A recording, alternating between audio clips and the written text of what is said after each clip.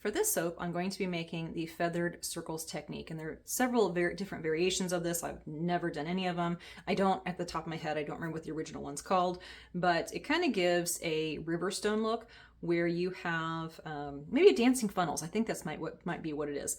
You pour in a circle and then you kind of move around the mold and you use different colors and you end up with these different, kind of like a river bottom where if you're looking through the water and you see all the different stones, it gives it a really neat effect, a really pretty effect. With this one, you're using multiple colors and using a type of funnel or a funnel pitcher. You pour it, and as it goes down, it kind of creates a feathered look. That's the goal anyway. I've never done, like I said, any of these variations, so this will be new. I'm going to be using a Lazy Susan to easily move the mold around, so I'm not having to pick it up and move it every time I need to change spots. This batch, I'm actually going to be doing 2 of them using the exact same fragrance, exact same colors, because I'm just going to sell them all the same. But I'm going to be doing is 2 different tries for this. This is for the Soap Challenge Club, so I want to go ahead and have my 2 different tries because it's a busy month and I don't have a lot of time. Okay, so what I'm going to do with this one, it isn't in the pot type pour, so everything has to be poured from one vessel. I'm going to be using Star Showers, I can't talk, Star Showers from Nurture Soap. This one is fairly well behaved. I've done the wall pours before. The colors I'm going to be using, I have Black Mica from Rustic Essentials. This is owned by Wholesale Supplies Plus now.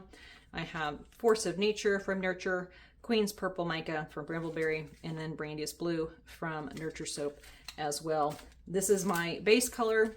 3/4 of my powder will be colored in this, and that remaining quarter will divide it into 3 and colored with these 3 colors.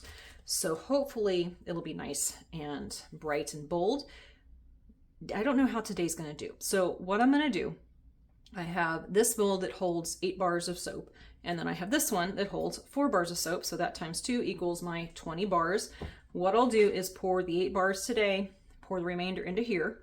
And then when I come back, I'm not sure if it's tomorrow or the next day, just kind of depends on how long it takes to set up and be able to take them out of the mold. Then I'll do the final 8 bars and then pour the rest on here. So in this one, it's going to be whatever it's going to be. I'll probably try to do a wall pour, and then I'll put these little star embeds in there to give it some visual interest. And one of the tries on this, I don't know if it'll be this time or the next time, kind of depends on how it goes. I have these little star embeds as well. So I have 4 sets of these that will go in each of the cavities. They're a little bit too long, and that's fine because I don't want to, if I'm trying to place them, I don't want to go sticking my fingers in it and screw up the design. With this challenge, the top design is your look. So whatever the top bars are, that's what I'm going to be submitting. They recommend not to do 2 bars deep, and I'm going to do it anyway. I shouldn't, but I'm going to do it anyway. And I think that'll be really cool, especially when I put the stars in with one of the batches. But anyway, I think I have everything ready to go. So let's go ahead and get started.